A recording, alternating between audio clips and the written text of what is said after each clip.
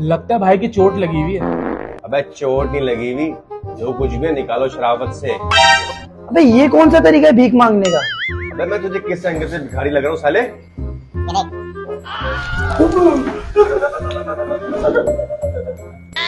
तो मुंह से फायर मारना तो बंद कर। सामान निकाल। अबे ये क्या निकाल रहा है? अच्छा अच्छा। ओए, नाम क्या तेरा? मेरा नाम कौसर। इसको सामान दे दे यार सारा वापस।